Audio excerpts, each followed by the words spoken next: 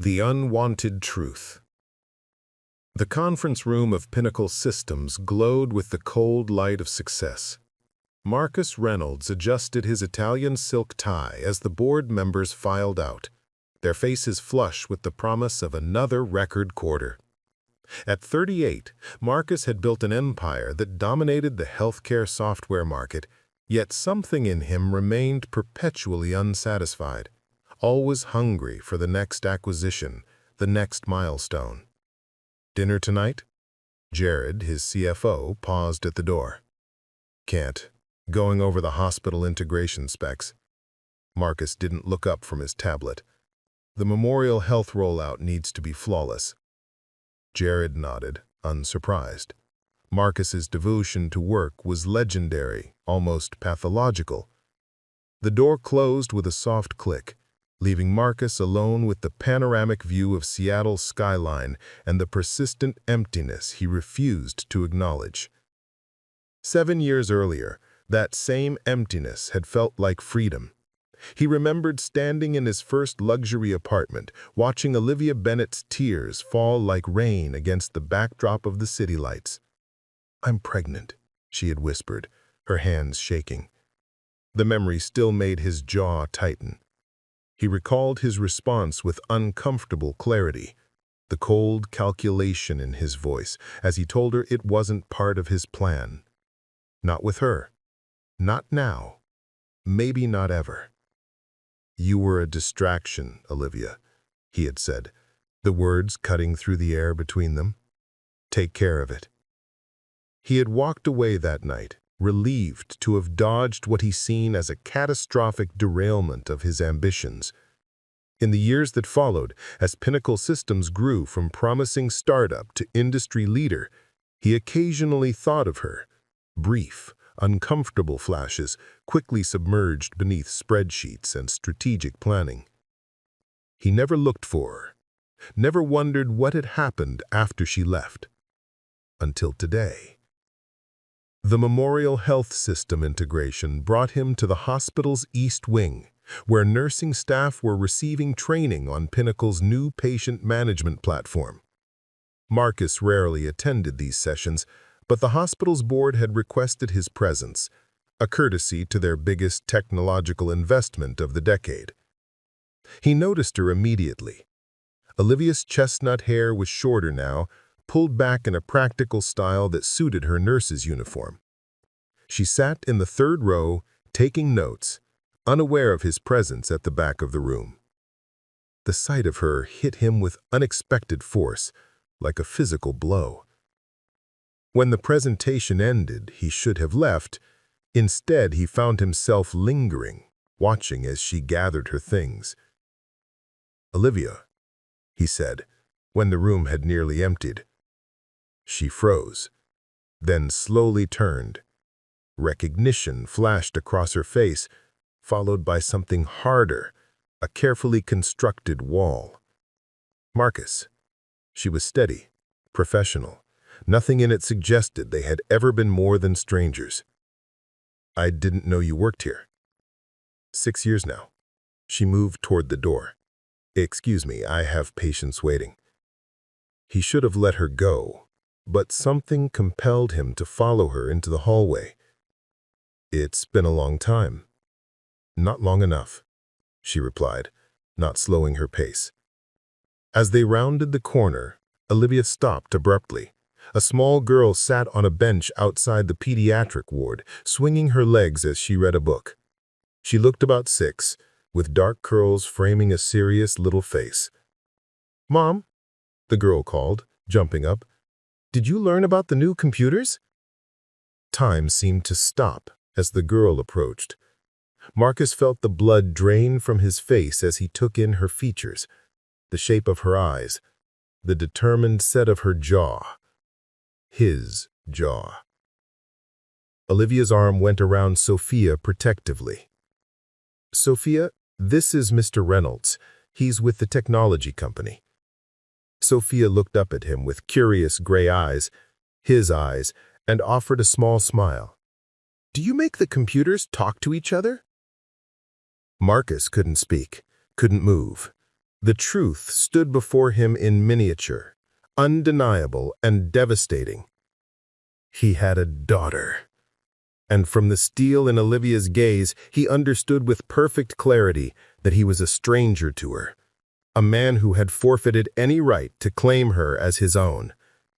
"We need to go," Olivia said quietly, guiding Sophia away. Marcus remained rooted to the spot, watching them disappear down the corridor. The family he never knew he had, walking away from him, just as he had once walked away from them. Shadows of the past. The revelation hit Marcus like a physical blow. For days afterward, he moved through his life in a daze, his mind constantly returning to Sophia's face, to those gray eyes that were unmistakably his own. The empire he had built, the success he had chased with single-minded determination, suddenly felt hollow. He tried to focus during meetings, but found himself sketching small spirals in his notebook, calculating her age, 6, almost 7. Born in winter, if his math was correct. All those birthdays he had missed, first steps, first words. The thought made his chest tight with an unfamiliar ache. "You look terrible," Jared commented, dropping a file on his desk. "Everything okay with Memorial Health?" "Fine," Marcus replied automatically. "Just distracted." Distracted. The word he had once used to describe Olivia, a distraction from his ambitions, his carefully plotted future. Now that future had arrived, and it was populated with everything he thought he wanted, yet oddly barren of meaning. After a week of sleepless nights, he found himself driving to Memorial Health again. He told himself he was checking on the system integration, but he knew the truth. He was looking for her, for them. He found Olivia in the hospital cafeteria alone at a corner table, reviewing patient charts over a cup of coffee. She looked up as his shadow fell across her paperwork, her expression immediately guarded. "Why are you here, Marcus?" He sat down uninvited, his usual confidence nowhere to be found. "I think you know." Olivia closed her folder deliberately. "There's nothing to discuss." "She's my daughter." The words felt strange on his tongue, simultaneously foreign and deeply true. Biologically, yes. In every way that matters, no. You made that choice 7 years ago. Marcus leaned forward. "I was wrong." "Yes, you were. And we've built a life without you. A good one." "I want to know her." Olivia laughed, a sharp sound without humor. "You want? That's always been your specialty, hasn't it? What Marcus wants, Marcus gets." She gathered her papers. "Sophia isn't a business acquisition. She's not something you can decide you want now that she exists and is no longer an inconvenience." The truth of her words stung, but he pressed on. "People change, Olivia. Do they? Or do you just want what you can't have?" He had no answer. Was that it? Was this just another manifestation of his need to possess, to control? He didn't know anymore. "She asks about her father," Olivia admitted after a long pause. "I've never told her the truth. I've never told her you didn't want her." The words hit him like a physical blow. "What does she think?" "That her father died before she was born." It seemed kinder than the truth. Marcus winced. Dead. Easier than explaining to a child that her father had deemed her unwanted, an obstacle to be removed. "Give me a chance," he said finally. "Why should I trust you with her heart?" Olivia's voice was steady, but her hands trembled slightly. "You broke mine so easily." Before he could respond, her pager beeped urgently. She checked it and stood quickly. "Emergency. I have to go." "Olivia." "No," she cut him off. "My shift ends at 6. Sophia is in the hospital daycare until then. That's all I'm saying." He watched her hurry away, feeling strangely adrift. At 6, he found himself waiting in the parking lot, uncertain what he hoped to accomplish. When Olivia emerged with Sophia, the little girl skipping alongside her, chattering animatedly, his heart seized. But as they approached their car, Sophia stumbled suddenly, pitching forward onto the concrete with a cry. Marcus moved without thinking, closing the distance between them in seconds. "Are you okay?" he asked, kneeling beside her as Olivia checked her scraped palms. Sophia nodded bravely through tears. "It just stings." "I have a first aid kit in my car," he offered, looking to Olivia for permission. After moments of hesitation, she nodded. Back at his vehicle, he carefully cleaned and bandaged Sophia's hands, struck by how small they were in his own. "There you go," he said softly. "Good as new." "Thank you," Sophia said, studying him with curious eyes. "You're the computer man from before." "That's right." He smiled, his chest tight. "I'm Marcus." "I'm Sophia Elizabeth Bennett. I'm 6 3/4." "That's very precise," he said, his voice catching. "Mom says details matter." Sophia looked between them, sensing the tension. "Do you know my mom from the hospital?" Olivia intervened. "Mr. Reynolds is helping with our new computer system. And I knew your mom a long time ago, before you were born," Marcus added, ignoring Olivia's warning look. Something flickered in Sophia's eyes, a question forming. But Olivia took her hand. "We need to go home, sweetheart. Say thank you to Mr. Reynolds." "Thank you," Sophia said obediently, but her gaze lingered on his face, curious and searching. As they walked away, Sophia looked back over her shoulder at him, a small hand raised in farewell. Marcus stood motionless in the fading light, feeling as though something essential had shifted inside him, something he didn't know was missing until now. Fragile beginnings. The coffee shop near Memorial Health became Marcus's unofficial office over the following weeks.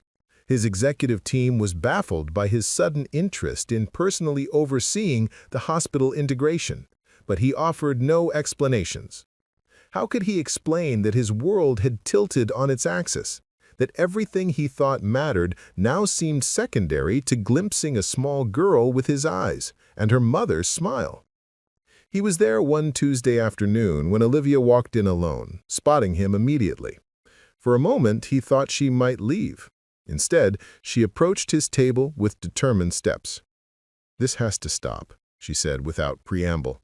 "The waiting around, the accidental meetings in the hospital lobby." "Sit down," he replied. "Please." After a moment's hesitation, she did, her posture rigid. "Sophia's been asking questions about you." "What kind of questions?" "If you were friends with her dad." Olivia's voice was quiet. "She's putting it together, Marcus. She's smart. Too smart for her own good sometimes." He felt a surge of pride, immediately followed by shame. He had no right to pride in a child he had no part in raising. "What do you want me to do?" he asked. "I don't know." The admission seemed to cost her. "Part of me wants you to disappear. Go back to your perfect life and leave us to ours." She traced the rim of the table with her finger. "But I've spent years answering her questions with half-truths, and it's getting harder." "Tell her the truth," he said simply. "Which truth? That her father told me to take care of it when I told him I was pregnant? That he walked out and never looked back?" Her eyes flashed. "Or the convenient new truth that he's suddenly interested now that all the hard years are behind us?" Her words landed like blows, but he didn't flinch. "Tell her I made the biggest mistake of my life, and I've been paying for it ever since, without even knowing what I lost." Olivia studied him, searching for deception. "Why now, Marcus? Really?" "Because when I saw her, something broke open inside me. Because she exists, and she's incredible, and I had nothing to do with that. Because you did it all without me." "It wasn't a choice," Olivia said softly. "I know." The weight of his past decisions pressed down on him. "I can't undo what I did, but I can try to be better now." Silence stretched between them, filled with years of unspoken pain. Finally, Olivia said, "She has a dance recital next weekend, if you want to come." It wasn't forgiveness, not even close, but it was something, a beginning. The elementary school auditorium was packed with proud parents clutching bouquets and cameras. Marcus sat awkwardly in the back row, feeling like an imposter. On stage, Sophia appeared in a pale blue costume, her face serious with concentration as she followed the choreography. "She's been practicing for months," Olivia whispered beside him. "She never gives up once she sets her mind to something." "Like her mother," Marcus replied, earning a surprised glance. After the performance, they waited in the lobby. When Sophia emerged, her face lit up at the sight of her mother, then registered confusion, seeing Marcus beside her. "You came to my dance," she said, approaching cautiously. "You were amazing," he told her, crouching to her level. "The best one up there." She smiled, then looked between him and Olivia with questioning eyes. "Mom?" Olivia took a deep breath. "Sophia, there's something I need to tell you about Mr. Reynolds." They sat on a bench outside, ice cream melting forgotten, as Olivia carefully explained. Not everything. Sophia was too young for the full story, but enough. That Marcus was her father. That he hadn't been ready to be a dad when Sophia was born. That he regretted missing so much. Sophia absorbed it all with solemn attention, occasionally glancing at Marcus as if checking that he was still there. When Olivia finished, the silence seemed to stretch forever. "Do you hate my mom?" Sophia finally asked him directly. "No," Marcus answered immediately. "I admire her more than anyone." "Did you hate me?" The question gutted him. "Never," he said, his voice thick. "I was afraid and selfish. I didn't know you, and I was afraid of how you would change my life." She considered this with a child's directness. "Are you still afraid?" "Yes," he admitted, "but not of the same things." She nodded, processing. "Can I think about this? Mom says big feelings need thinking time." "Your mom is very wise," Marcus said, meeting Olivia's eyes over Sophia's head. The weeks that followed were tentative, fragile. Coffee meetings where Sophia asked endless questions. Weekend afternoons at the park where Marcus learned his daughter loved climbing as high as possible and jumping down, fearless where he would have been cautious. Dinner at their modest apartment where photos chronicled the life he had missed. Sophia as a newborn, as a toddler, losing her first tooth. "I don't expect forgiveness," he told Olivia one evening as they watched Sophia showing him her science project. "I don't deserve it." Forgiveness isn't about deserving. It's about healing, and that takes time. Time was what they had now, not to erase the past, but perhaps to build something new from its ruins. Marcus found himself rearranging board meetings to make school pickups, discovering that Sophia's smile when she spotted him waiting held more satisfaction than any business deal. One Saturday morning, as they walked through the park while Sophia ran ahead, Olivia surprised him. "She asked if she could call you Dad," she said quietly. Marcus stopped walking, overwhelmed. "What did you tell her?" "She said that she should ask you when she's ready." Olivia watched their daughter climbing a tree. "She will, you know, when she's sure you're staying." "I'm staying," he said firmly. Olivia turned to him, her expression softened by time, but still guarded. "Prove it. Not to me, to her." Ahead of them, Sophia waved from a high branch, proud of her climb. They both waved back, united in their concern and their pride. "I thought I knew what I wanted," Marcus said, watching the little girl who had his eyes but a heart entirely her own. "I had no idea." "That's parenthood," Olivia replied with the wisdom of experience. "You think it's about what you'll teach them, but mostly it's about what they teach you." As Sophia scrambled back down and ran toward them, her face alight with the simple joy of being alive, Marcus felt something settle in his chest, a certainty he had never known in boardrooms or luxury penthouses. Whatever the future held, however long the road to redemption might be, this was where he belonged. Not because he deserved it, but because love, when given a second chance, could find its way home, even after the longest absence. "Watch me," Sophia called, running ahead again. "Watch what I can do." Together, they did.